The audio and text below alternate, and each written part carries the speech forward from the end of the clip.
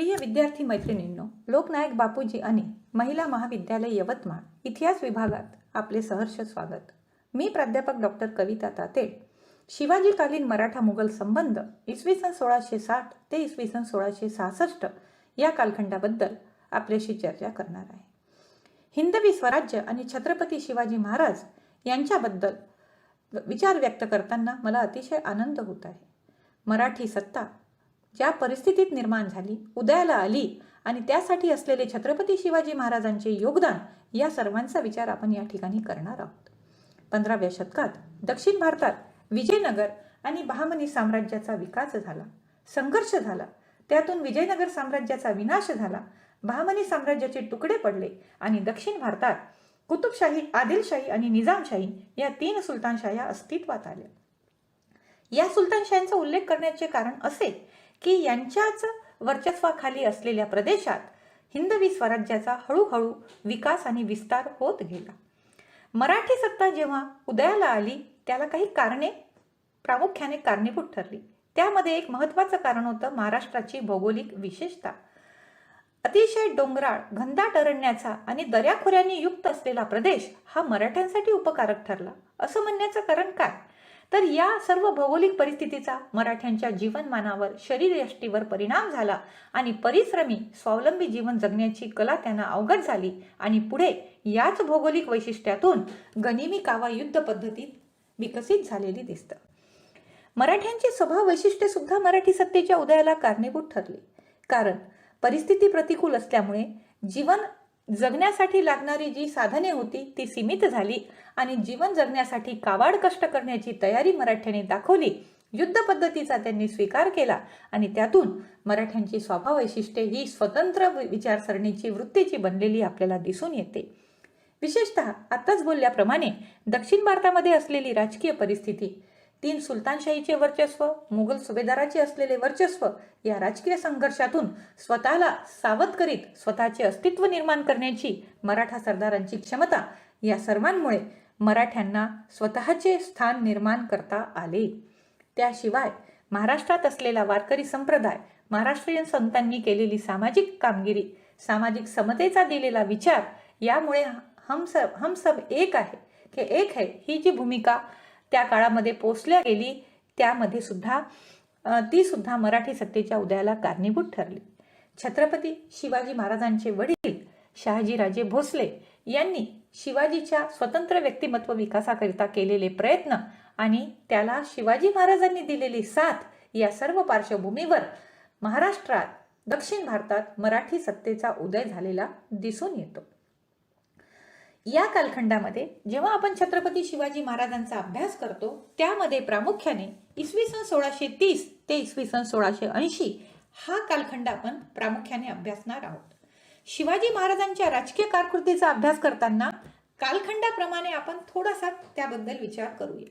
इसवी सन 1630 ते 1636 या कालखंडात 6 वर्षे वयाचे शिवाजी, त्या कालखंडामध्ये ते शहाजीपासून दूर राहण्यासाठी त्यांना किंवा दूर ठेवल्या गेले. असं म्हणण्याचं कारण काय, तर 1636 मध्ये निजामशाहीचे पतन झाले. शहाजीराजांना निजामशाहीची चाकरी सोडावी लागली. आदिलशाहीच्या दरबारात ते रुजू झाले, पण आदिलशाह दरबाराने त्यांना महाराष्ट्रात न ठेवता कर्नाटकमध्ये पाठवले. त्यावेळेस आपल्या मुलाला सोबत न नेता त्यांची पुण्याची मूळची जहागीर होती तिथे त्यांनी शिवाजीला ठेवण्याचा निर्णय घेतला. म्हणजे वय वर्षे 6 पासून शिवाजी स्वतंत्ररित्या त्या जहागीरीत राहिलेले आपल्याला दिसतात. 1636 ते 1648 या काळात त्यांना राज्यकारभाराचे प्रशिक्षण मिळाले, संस्काराचे धडे मिळाले आणि त्यामधून एक स्वतंत्र शासकाचं व्यक्तिमत्व घडत गेलेलं आपल्याला दिसतं. 1648 ते 1660 या कालखंडात शिवाजी महाराजांनी आपल्या जहागिरीच्या आसपासचा जो प्रदेश आहे त्या प्रदेशामध्ये अधिकार निर्माण करण्याचे प्रयत्न सुरू केले आणि अर्थातच त्यामुळे आदिलशाहशी त्यांचा संघर्ष झाला. 1660 ते 66 हा कालखंड शिवाजीचा जीवनातील मराठा मुघल संघर्षाचा कालखंड आपल्याला म्हणता येईल. त्याचाच अभ्यास आपण इथे करणार आहोत. आणि 1666 ते 1680 या कालखंडात शिवाजी राजांनी हिंदवी स्वराज्याला मूर्त रूप दिले आणि त्याला कायदेशीर मान्यता मिळवून घेण्याकरिता राज्याभिषेक घडवून आणला, कर्नाटकची मोहीम काढली, याचाही उल्लेख या ठिकाणी क्रमप्राप्त ठरतो. आता शिवाजी आणि मुघल यांचा संघर्ष कसा घडला हे पाहणे आपल्याला गरजेचे आहे. वास्तविक मुघल सम्राट हा उत्तरेत होता. शिवाजीच्या काळामध्ये मुघल सम्राट औरंगजेब सत्तारूढ होता. त्याचा आणि शिवाजीचा संघर्ष कसा झाला हा या ठिकाणी पाहणे आपल्याला अधिक रोचक ठरेल. शिवाजींनी हिंदवी स्वराज्याचा केलेला विस्तार हे सर्वात मोठं संघर्षाचं कारण आहे. कारण हिंदवी स्वराज्याचा विस्तार करताना त्यांना आदिलशहाशी संघर्ष करावा लागला, त्यांच्या अधिकाराखालील किल्ले प्राप्त करावे लागले, त्यांच्या प्रदेशात लूट करावी लागली आणि त्याच्यामुळे आदिलशहाने शिवाजीची दखल घेतली आणि ही दखल औरंगजेबापर्यंत पोहोचलेली आपल्याला दिसते. मुघल सम्राट औरंगजेब हा हिंदवी स्वराज्याचा कट्टर विरोधक होता. हिंदू धर्म, हिंदू संस्कृती याबद्दल त्याच्या मनामध्ये असलेली जी चीड आहे ती अर्थातच हिंदवी स्वराज्याला सुद्धा अभिप्रेत होती आणि म्हणून दक्षिणेमध्ये शिवाजीच्या सत्तेचा विस्तार हे होऊ नये हे त्याला कटाक्षाने वाटत होते. आणि म्हणून मग छत्रपती शिवाजी महाराज यांच्या स्वराज्य कार्याला विकसित होण्याआधीच रोखावे या उद्देशाने औरंगजेबाने शाहिस्ते खान नावाच्या सरदाराची शिवाजी विरुद्ध नेमणूक केली. पण अर्थात ही नेमणूक होण्याआधी आदिलशहाशी झालेला संघर्ष या ठिकाणी मांडणे क्रमप्राप्त ठरते. जावळीचे चंद्रराव मोरे यांचा बंदोबस्त केल्यानंतर शिवाजीला जावळीचा प्रदेश मिळाला आणि एक प्रकारे स्वराज्याला चालना मिळाली. पण हे आदिलशहा दरबारला सहन झाले नाही आणि शिवाजीचा बंदोबस्त करण्यासाठी त्यांनी अफजल खान नावाच्या पराक्रमी सरदाराची नेमणूक केली. हा जो अफजल खान आहे आपल्या पराक्रमासाठी, कूटनीतीसाठी किंवा एक प्रकारे विश्वासघात करून काम फत्ते करण्यासाठी प्रसिद्ध होता. याचा पुरावा सुद्धा शिवाजीकडे एक आलेला होता. तो म्हणजे शिवाजीचे मोठे वडील, मोठे भाऊ संभाजी यांना कनकगिरीच्या लढाईमध्ये ठार करण्यामध्ये या अफजल खानाचं भूमिका होती, असंही एक ऐतिहासिक दाखला आपल्याला या ठिकाणी मिळतो. आणि म्हणून अफजल खानाची निवड ही स्वराज्यासाठी घातक ठरणार होती. पण आपण बघतो की कशा प्रकारे शिवाजीने अफजल खानाचा बंदोबस्त करण्याची पूर्वतयारी केली. साधन, सेना, संपत्ती याची कमतरता असताना सुद्धा फक्त नियोजनबद्ध व्यूहरचना आणि आत्मविश्वास दाखवून त्यांनी अफजल खानाला एक प्रकारे आपल्या मार्गामधून त्यांना नष्ट केले, अफजल खानाला बाहेर केले आणि स्वराज्याला जीवनदान मिळवून दिले. मात्र अफजल खानासारख्या मातब्बर सरदारालाही शिवाजी मानत नाही हे जेव्हा लक्षात आले तेव्हा आदिलशाही दरबार हतबल झाले आणि त्यांनी शिवाजी विरुद्ध मुघलांची मदत मागितली आणि त्या मदतीचा एक भाग म्हणून शाहिस्ते खान हा शिवाजी विरुद्ध चालून आला.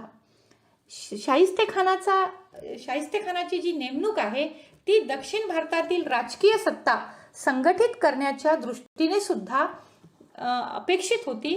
कारण दक्षिणेमध्ये ज्या वेगवेगळ्या प्रकारच्या सुलतानशाही होत्या त्यांनाही आपल्या वर्चस्वाखाली आणण्याचा औरंगजेबाचा उद्देश होता. या सर्व पार्श्वभूमीवर इसवी सन 1660 मध्ये छत्रपती शिवाजी महाराज यांच्या विरुद्ध शाहिस्ते खानची मोहीम तयार करण्यात आली. 1660 मध्ये शाहिस्ते खान पुण्याला आला. पुण्याचा आसपासचा प्रदेश त्यांनी काबीज केला आणि कोणीही शिवाजीला मदत करणार नाही अशा प्रकारचे फरमान त्यांनी काढले. आणि हे फरमान काढल्यानंतर त्यांनी शाहिस्ते खानाने संपूर्ण आसपासचा परिसर जाळून फस्त केला जेणेकरून लोकांच्या मनात धास्ती निर्माण होईल. आता शिवाजी समोर दोन प्रकारचे मार्ग होते. एक, शाहिस्ते खानासमोर शरणागती पत्करणे किंवा दुसरा शाहिस्ते खानाशी प्रत्यक्ष युद्ध लढणे. हे दोन्ही मार्ग शिवाजीला योग्य वाटत नव्हते. शरणागती पत्करणे म्हणजे हिंदवी स्वराज्याचा विनाश आणि युद्ध करणे म्हणजे हिंदवी स्वराज्याचा विनाश. मग युद्ध न करता कशा प्रकारे शाहिस्ते खानला इथून काढता येईल हा विचार त्यांनी केला आणि त्यासाठी त्यांनी एक योजना आखली. ती म्हणजे शाहिस्ते खानावरील रात्रीचा छापा किंवा स्वारी. त्यासाठी शिवाजीने पूर्वतयारी केली.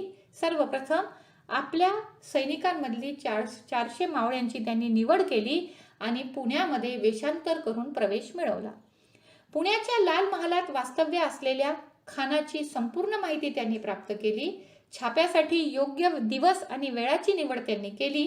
शिवाजीने स्वतः छाप्याचे नेतृत्व केले आणि एका अतिशय सकाळी म्हणजे एका योग्य परिस्थिती पाहून त्यांनी पुण्याच्या लाल महालामध्ये प्रवेश केलेला आपल्याला दिसून येतो. त्यासाठी त्यांनी जो दिवस निवडलेला होता, रमजानचे दिवस होते. पुण्याच्या लाल महालामधले स्वयंपाकी उठून स्वयंपाक करण्याच्या कामाला लागलेले होते. 3 ते 4 सकाळची 3 ते 4 या दरम्यानची ही वेळ होती. या वेळेमध्ये शत्रू पक्षाला चकमा देऊन शिवाजी पुण्याच्या लाल महालात शिवाजीने प्रवेश केला.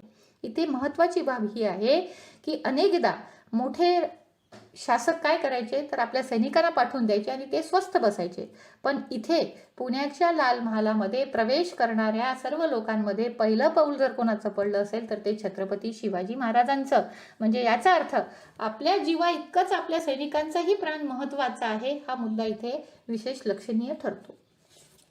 शिवाजी आतमध्ये पुण्याच्या लाल महालामध्ये त्यांनी प्रवेश केला आणि एकच आवाज उडाला.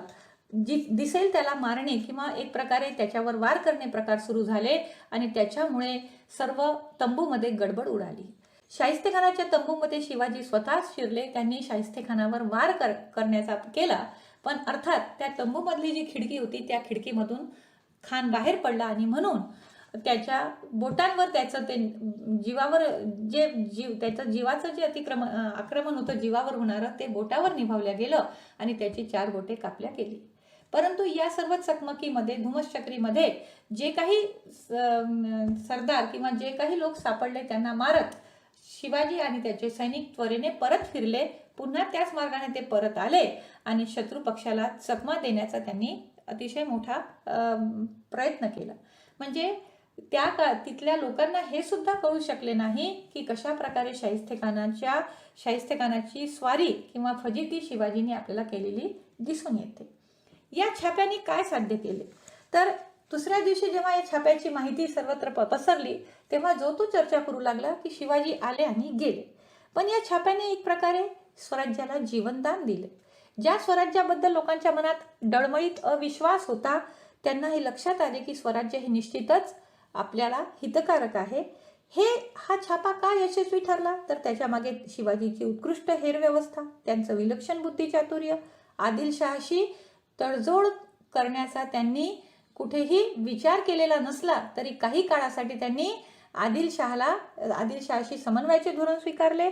आकस्मिक हल्ल्याची रणनीती त्यांनी स्वीकारली आणि या सर्व छाप्यामधून त्यांची व्यवहार नीती आणि राजनीती प्रकट झाली. विद्यार्थी मैत्रिणींनो, हे अभ्यासत असताना आपल्याला हे लक्षात घ्यायला पाहिजे की ज्या पार्श्वभूमीवर शिवाजीने शाहिस्तेखानावर स्वारी केली तुलना जर केली त्यांची आणि शत्रू पक्षाची तर शत्रू पक्ष मातब्बर होता.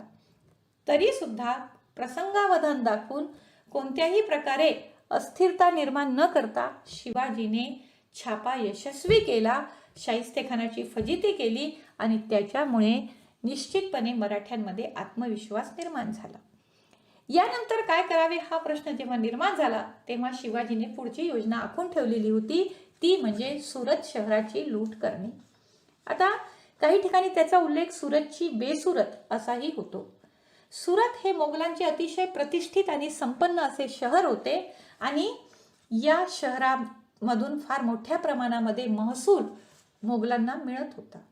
मात्र इतके संपन्न शहर असूनही तिथला जो सुभेदार होता इनायत खान त्याने सुरक्षा व्यवस्थेकडे लक्ष दिलेले नव्हते आणि म्हणून सुरतेसारखे शहर आपण जर लुटले, त्या लुटीतून जर आपल्याला पैसा मिळाला तर स्वराज्याचा खर्च भागेल आणि विशेषतः शाहिस्तेखानच्या स्वारीमुळे जो 3 वर्षाची स्वराज्याची हानी झाली होती ती सुद्धा भरून निघेल. या उद्देशाने शिवाजीने सुरत शहर लुटण्याचा निर्णय घेतला.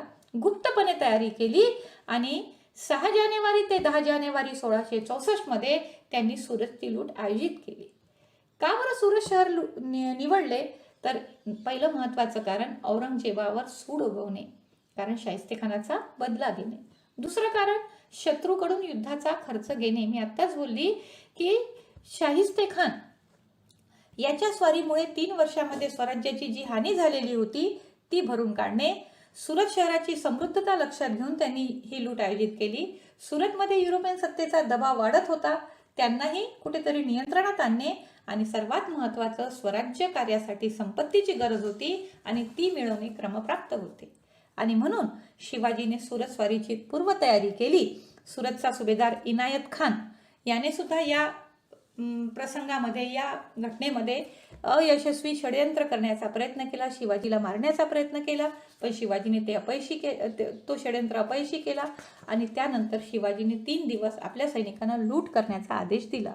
सुरुवातीला त्यांनी सुभेदाराला निरोप पाठवला की जर तुम्ही स्वतःहून पैसे आणून देत असाल तर मी लूट करणार नाही.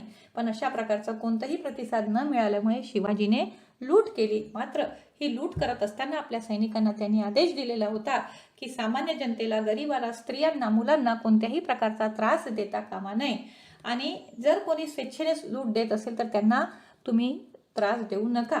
आणि अशा प्रकारे नैतिकतेचे धोरण स्वीकारून आणि त्वरित निर्णय घेण्याची क्षमता घेऊन शिवाजीने 4 दिवसामध्ये प्रचंड संपत्ती प्राप्त केली आणि ते परत फिरले.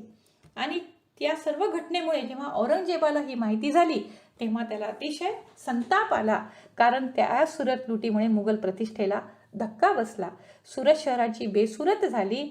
युद्ध खर्चाची प्रतिपूर्ती आणि स्वराज्य विकासाला गती मिळाली, कारण सुरतच्या लुटीमध्ये मिळालेला पैसा हा स्वराज्याच्या विकासासाठी वापरता आला. सर्वात महत्त्वाचं, मराठ्यांच्या आत्मविश्वासाची वृद्धी झाली, मराठ्यांचा आत्मविश्वास वाढला. शिवाजीची कूटनीती इथे यशस्वी झालेली आपल्याला दिसते. म्हणजे शाहिस्ते खानची स्वारी आणि सुरतची लूट करून शिवाजीने स्वराज्य कार्य हे विकसित स्वरूपात आहे हे सिद्ध केले. पण याचा एक सर्वात मोठा परिणाम असा झाला की औरंगजेबाच्या हे लक्षात आले की आता शिवाजीचा आपल्याला बंदोबस्त करावा लागेल आणि म्हणून मिर्झा राजा जयसिंगाची शिवाजी विरुद्ध नेमणूक करण्यात आली. म्हणजे शिवचरित्रातील सुरतची जी लूट आहे त्या लुटीचा एक प्रत्यक्ष परिणाम आपल्याला दिसायला मिळतं, ते म्हणजे मिर्झा राजा जयसिंगाची शिवाजी विरुद्ध नेमणूक. आता या सुरत लुटीचे परीक्षण इतिहासकारांनी वेगवेगळ्या दृष्टिकोनातून केलेले आहे. काही इतिहासकारांनी शिवाजीला लुटारू म्हणूनही संबोधले आहे. पण जर त्याचं खऱ्या अर्थाने मूल्यमापन केलं गेलं तर लुटारू कोणाला म्हणता येईल? सर्वप्रथम शिवाजीने इनायत खानाशी संपर्क करून संपत्ती द्या अशा प्रकारचा एक प्रस्ताव पाठवला होता. तो प्रस्ताव स्वीकारला न गेल्यामुळे शिवाजीने लूट केली. दुसरा, लुटारूची जी भूमिका असते की कोणालाही कोणत्याही प्रकारची सवलत न देता लुटणे, तिथे कोणत्याही प्रकारची नैतिकता न पाळणे, हे शिवाजीने कधीही केलेले नाही. त्यांनी जनतेला त्रास दिला नाही. फक्त युद्धाचा मामला असल्यामुळे त्यांनी जशाला तसे धोरण स्वीकारले. मी आत्ताच तुम्हाला म्हटलं आहे की शिवाजीने सुरत शहरच का लुटले? कारण स्वराज्याची 3 वर्षामध्ये शाहिस्ते खानच्या स्वारीमुळे जी हानी झालेली होती ती त्यांना भरून काढायची होती. आणि या सर्व सुरत लुटीतून ते लुटारू होते अशा दृष्टीने आपल्याला म्हणता येणार नाही. या सुरत लुटीतून त्यांची सेनापती किंवा एक शासक म्हणून योग्यता सिद्ध झाली. म्हणून सेतू माधवराव पगडीसारखे इतिहासकार म्हणतात की शिवाजीच्या सुरत लुटीवरून त्यांची योग्यता सिद्ध होते आणि म्हणून डेनिस किंकेड या युरोपियन इतिहासकाराने आपल्या शिवचरित्राला महान बंडखोर असंही म्हटलेलं आपल्याला दिसून येते. मात्र या सुरत लुटीबरोबर एक महत्त्वाचा मुद्दा, एक महत्त्वाची संकट स्वराज्यावर आले, ते म्हणजे मिर्झा राजा जयसिंग याची स्वारी घडली. आता या स्वारीचा हेतू काय असावा? तर मिर्झा राजा जयसिंग समोर सर्वात मोठं आव्हान होतं शाहिस्ते खानच्या स्वारीचा बदला घेणे. सुरतची बेसुरत झाल्याने सम्राटाचा शिवाजीवरील संताप होता आणि शिवाजीला बंदोबस्त करणे शिवाजीचा हे आवश्यक होते. स्वराज्य कार्याचा शिवाजीने विस्तार सुरू केलेला होता, हे औरंगजेबाला, मुघल सुभेदाराला नको होते. आरमारी क्षेत्रामध्ये शिवाजीची प्रगती झालेली होती, ती सुद्धा मुघलांना नको होती. आणि हिंदवी स्वराज्य निर्माण होऊ नये हे सम्राटाला वाटत असल्यामुळे शिवाजीचा बंदोबस्त करणे गरजेचे आहे. म्हणून त्यांनी मिर्झा राजा जयसिंगाची स्वारी मोहीम काढण्याचे किंवा नेमणूक करण्याचे ठरविले. विशेषतः मुघल सम्राट औरंगजेबाला हिंदवी स्वराज्य तर नकोच होते, त्याचबरोबर दक्षिणेतील आदिलशाही आणि कुतुबशाही जिंकण्याचा सुद्धा त्यांचा उद्देश होता. या सर्व उद्देशाने मिर्झा राजा जयसिंग हा दक्षिणेत उतरला. पुण्याला आगमन झाले. त्याने स्वराज्य अंतर्गत प्रदेशावर नियंत्रण मिळवले. पुरंदरचा वेढा टाकला आणि त्या वेढ्यामुळे शिवाजीची आणि स्वराज्याची चारही बाजूने कोंडी झाली. मराठ्यांनी पराक्रम गाजवला. मुरारबाजी सारखा पराक्रमी सरदार शिवाजीकडे होता. दिलेर खान त्याच्या पराक्रमाने प्रभावित झाला, पण दिलेर खानाला बाणेदारपणे उत्तर देणारा मुरारबाजी म्हणजे मराठ्यांच्या इतिहासाचं स्वर्णाक्षरातील एक, मराठ्यांच्या इतिहासामधील एक अतिशय वीरतेचं रत्न असल्याचं आपल्याला दिसून येतं. शिवाजी जयसिंग यांच्यामध्ये शेवटी चर्चेला सुरुवात झाली, कारण शिवाजीच्या हे लक्षात आलेले होते की जर आपण संघर्ष थांबवला नाही तर स्वराज्य संपेल. सुरुवातीला जयसिंग शिवाजी बरोबर चर्चा करण्यास तयार नव्हते, कारण पूर्ण स्वराज्य दिल्याशिवाय आम्ही चर्चा करणार नाही, आम्ही तह करणार नाही, ही जयसिंगाची भूमिका होती. तेव्हा मात्र शिवाजीने त्याच्यावर दबाव आणला. तो कसा की जर तुम्ही आमच्याशी बोलायला तयार नसाल तर आम्ही आदिलशाह आणि कुतुबशहाशी सहकार्य घेतो, असा जेव्हा शिवाजीने निरोप पाठवला तेव्हा मिर्झा राजा जयसिंग आणि शिवाजी यांच्यात बोलणी सुरू झाली. शिवाजीने संघर्ष थांबून शेवटी समेट घडवून आणला, पुरंदरचा तह केला आणि एक प्रकारे या पुरंदरच्या तहातून माध्यमातून शिवाजीला माघार घ्यावी लागलेली आपल्याला दिसून येते. काय होता हा पुरंदरचा तह? हा तह 14 जून 1665 रोजी झालेला आहे. तहातील काही अटी महत्त्वपूर्ण आहेत. एक, शिवाजीने स्वराज्यातील 33 किल्ले व त्याखालील 4 लाख हुनांचा मुलूक द्यावा. दुसरी अट होती शिवाजीच्या स्वराज्यात 12 किल्ले व त्याखालील 1 लाख होन मुलूक शिवाजीला मिळणार होता. शिवाजी पुत्र संभाजीराजे यांना 5,000ची मनसबदारी व त्यांनी दक्षिणेच्या मुघल सुभेदाराच्या हाताखाली चाकरी करावी असे ठरले. आणि सर्वात महत्त्वाचं, दक्षिणेत शिवाजीने मोगलांच्या आदेशाचे पालन करून कामगारी पार पाडावी, अशा या तहाच्या अटी होत्या. पण परिस्थिती अशी होती की शिवाजीला पुरंदरचा तह मान्य करावा लागला. या तहाची गरज दोन्ही पक्षांना होती. जयसिंगाला मोठे यश आले की शिवाजीचा पराभव झाला, शिवाजीसारखी एक मातब्बर सत्ता त्याच्या नियंत्रणाखाली आली. अपयश जयसिंगाचं हेही होतं की पूर्ण स्वराज्य त्याला मिळवता आलं नाही. शिवाजीचा पराभव झाला हे ऐतिहासिक सत्य आहे, पण शिवाजीला यश यामध्ये मिळाले की 4 पावले पुढे जाऊन 2 पावले मागे सरकण्याचं धोरण त्यांनी स्वीकारलं आणि काही प्रमाणात का होईना पण स्वराज्याला जीवनदान मिळालं. आणि म्हणून पुरंदरचा तह शिवचरित्रातील महत्त्वाची घटना आपण समजू शकू. या तहानंतर काही काळ शिवाजी स्वस्थ बसले, कारण परिस्थिती अशा प्रकारची होती, जोपर्यंत मुघलांच्या स्वारीची भीती टळत नाही तोपर्यंत कोणतीही कार्यवाही करायची नाही, ही भूमिका लक्षात घेऊन शिवाजीने कोकण आणि स्वराज्याच्या आसपासचा प्रदेश सुरक्षित करण्यास सुरुवात केली. पण हे होत असतानाच मिर्झा राजा जयसिंग शिवाजी सोबत चर्चा करू लागले आणि त्यातून 1666 मध्ये शिवाजीला आग्र्याला जाण्याचे निमंत्रण मिळाले. विद्यार्थी मैत्रिणींनो, शिवचरित्राचा अभ्यास करताना अत्याधिक रोमहर्षक असा जर प्रसंग कोणता असेल तर तो शिवाजीची आग्रा भेट, कैदेतून सुटका हे आहे असं आपल्याला म्हणता येईल. आता आग्र्याला जाण्याचा शिवाजीला तडकाफडकी निर्णय का घ्यावा लागला? का बरं आग्र्याला जाण्याची शिवाजीने मान्यता दिली? तर मिर्झा राजा जयसिंग हा सतत शिवाजी समोर हा विचार मांडत होता की तुम्ही एकदा औरंगजेबाची भेट घ्या आणि या भेटीतून जर काही साध्य झालं तर निश्चितपणे दक्षिणेत शांतता होईल, आणि म्हणून त्याने सातत्याने प्रयत्न केले. दुसरा, शिवाजीलाही कुठेतरी असं वाटत होतं की बादशाही परिस्थिती कशी प्रकारची आहे, बादशाहीचा दरबार कसा आहे, त्यांची प्रशासकीय व्यवस्था कशी आहे, आपण आपल्या निरीक्षणातून जाऊ द्यावे, या दृष्टीने शिवाजीने त्याला मान्यता दिली असावी. पुरंदर तहामधली जी एक अट होती की शिवाजी पुत्र संभाजीला 5,000ची मनसबदारी घेण्यासाठी आग्र्याला जाणे भाग होते, आपल्या मुलाला एकटाही पाठवण्यापेक्षा आपणही सोबत जावे, हा विचार त्यामागे असावा. जयसिंगाला कुठेतरी वाटत होते की जर शिवाजी आणि औरंगजेब एकत्र आले तर यदाकदाचित दक्षिणेमध्ये शांतता निर्माण होईल, हाही त्याच्यातून एक भाग होता. आणि आरमार विकासाबाबत जर आपल्याला काही मदत मिळवता आली तर आपण प्रयत्न करावा, या विशिष्ट उद्देशाने शिवाजी महाराजांनी सुद्धा मान्यता दिली आणि शेवटी आग्रा भेटीची तयारी झाली. आता अर्थात एका विदेशी परकीय मुलखात शिवाजी जाणार आहे आपल्या स्वराज्याबाहेर, आणि म्हणून त्यांनी प्रवासापूर्वीची तयारी केली, स्वराज्याची नीट व्यवस्था लावली, प्रवास केला आणि त्यांनी आग्र्यात प्रवेश केला. आता काही घटना अशा घडल्या की ज्याच्यामुळे कुठेतरी या आग्रा भेटीची जी योजना होती ती विस्कळीत झालेली आपल्याला दिसते. पहिला प्रकार असा झाला की ज्यावेळेस शिवाजी आग्र्याच्या आग्र्याच्या सीमेवर पोहोचले तेव्हा शिवाजीला असं अपेक्षित होतं की आपल्या स्वागतासाठी आपला समकक्ष एखादा सरदार किंवा एखादी मोठी व्यक्ती येईल, परंतु मुद्दामून का होईना पण शिवाजीचा स्वागत करण्यासाठी एका कारकुनाला पाठवण्यात आले. त्यानंतर शिवाजीने आग्र्यात प्रवेश केला, आपल्या निवासस्थानी पोहोचले आणि तिथून ते औरंगजेबाच्या दरबारात पोहोचले. आणि दरबारात पोहोचल्यानंतर औरंगजेबाचा 50वा वाढदिवस साजरा होत होता. दिवाने आममधला वाढदिवसाचा समारंभ झालेला होता, दिवाने खासमध्ये सुरू झालेला होता.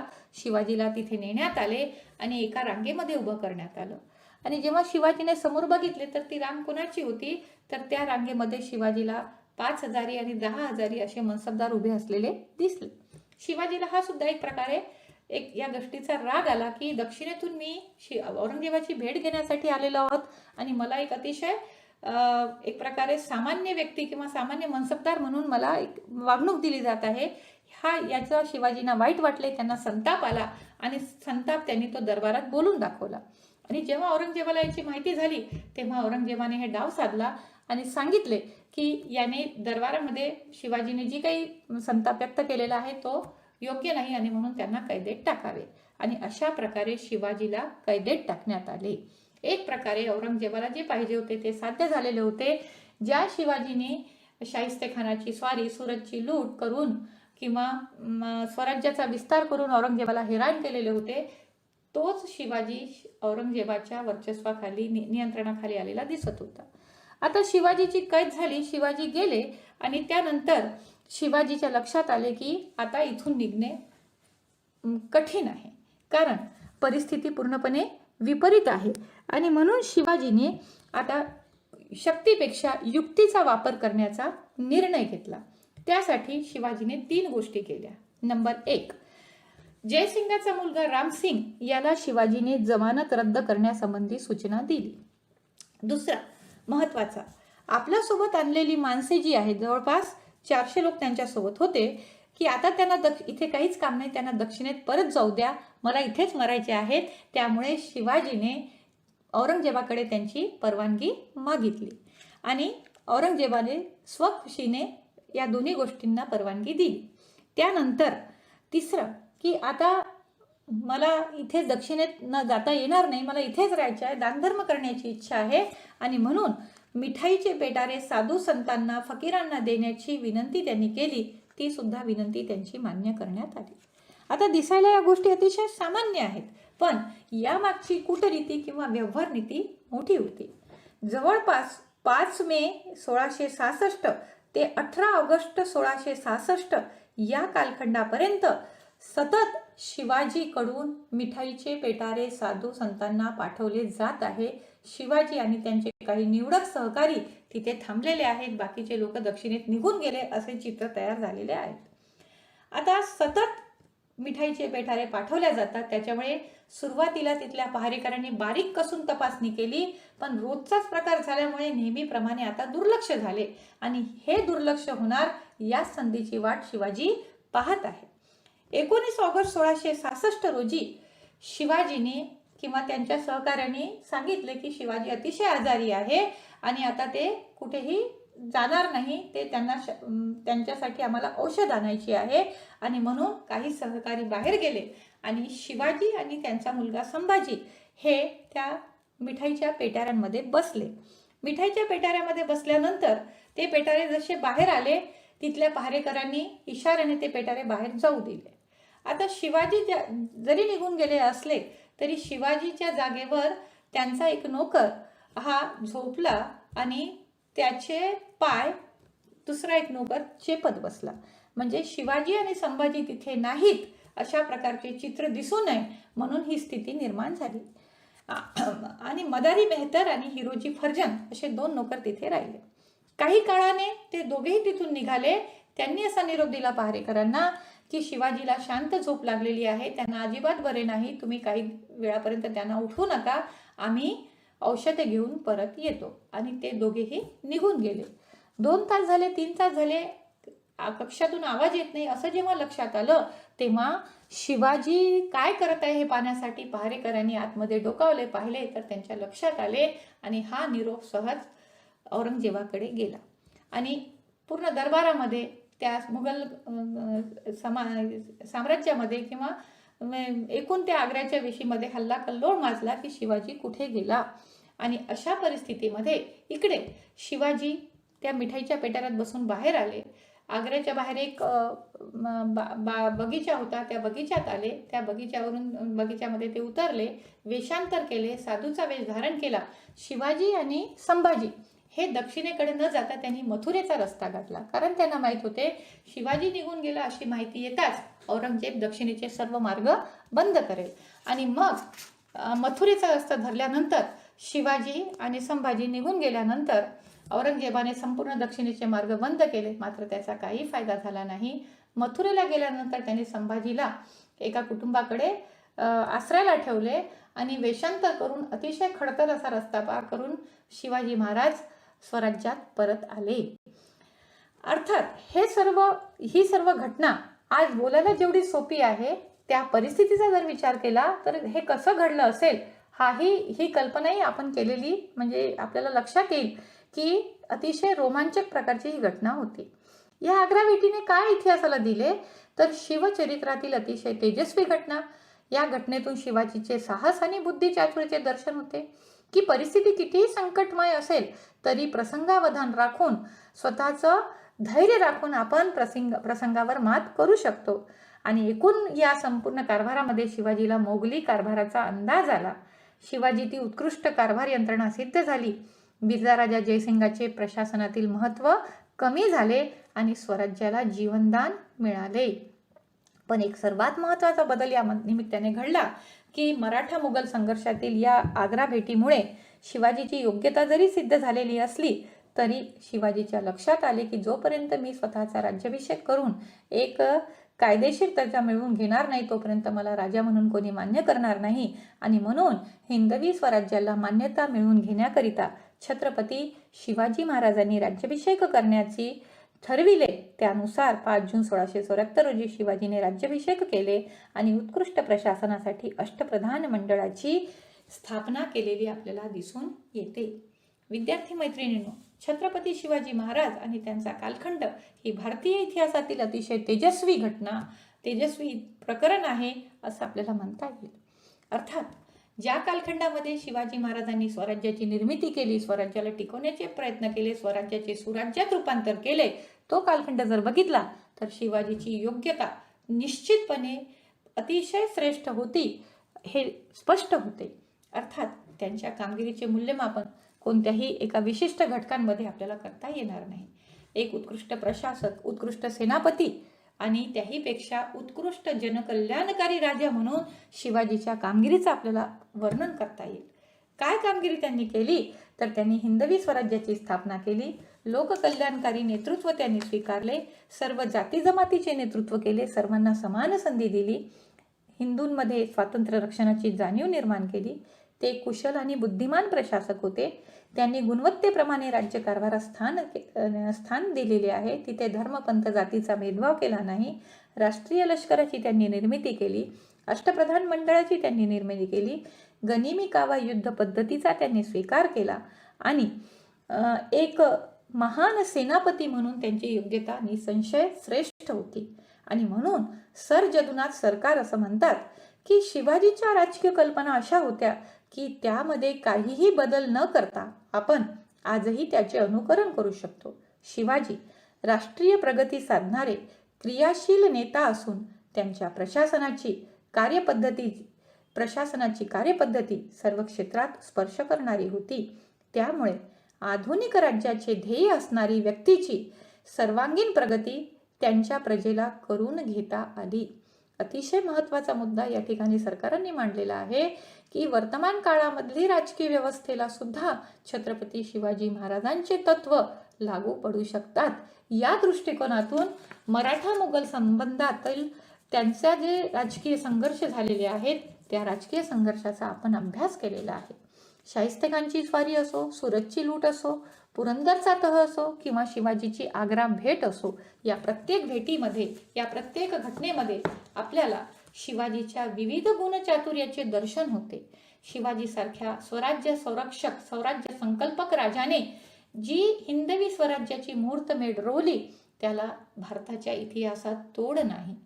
दक्षिण भारतातच नव्हे तर संपूर्ण भारतामध्ये मुघल सत्तेचं वर्चस्व असताना त्यांच्या विरुद्ध हिंदवी स्वराज्य निर्माण करण्याचे स्वप्न शिवाजीने साकार केले, पूर्ततेला आणले. त्या दृष्टीने छत्रपती शिवाजी महाराज आणि त्यांचे स्वराज्य यांचा अभ्यास इतिहासामध्ये समाविष्ट केला गेलेला आहे. मराठा मुघल संबंधातून त्या काळातील युद्धनीती, प्रशासन व्यवस्था, कूटनीती, व्यवहार चातुर्य, प्रसंगावधान या विविध गुणांचे दर्शन आपल्याला मिळते. आणि म्हणून इतिहासाचा सामाजिक दृष्टिकोनातून अभ्यास, इतिहासाचा राजकीय दृष्टिकोनातून अभ्यास हे तत्व त्यामध्ये साध्य होतात. या दृष्टीने आपण या प्रकरणाची दीर्घोत्तरी प्रश्नामध्ये तयारी करू शकतो. शिवाजीकालीन मराठा मुघल संबंधांवर 16 गुणांचा दीर्घोत्तरी प्रश्न सुद्धा अपेक्षित असतो. त्या दृष्टीने आपण तयारी करावी ही अपेक्षा. धन्यवाद.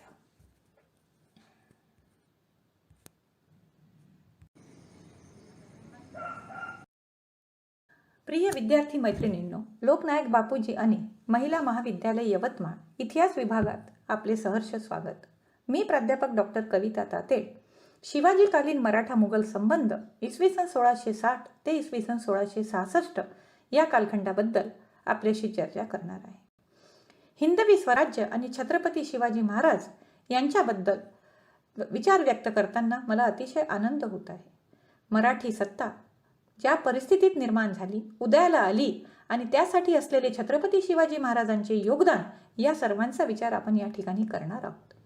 15व्या शतकात दक्षिण भारतात विजयनगर आणि बहामनी साम्राज्याचा विकास झाला, संघर्ष झाला.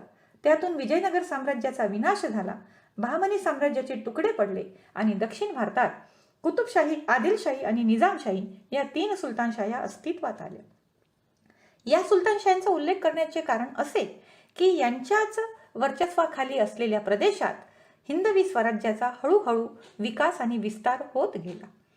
मराठी सत्ता जेव्हा उदयाला आली त्याला काही कारणे प्रामुख्याने कारणीभूत ठरली.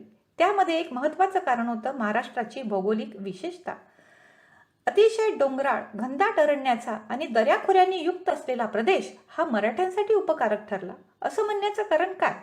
तर या सर्व भौगोलिक परिस्थितीचा मराठ्यांच्या जीवनमानावर, शरीरयष्टीवर परिणाम झाला आणि परिश्रमी स्वावलंबी जीवन जगण्याची कला त्यांना अवगत झाली आणि पुढे याच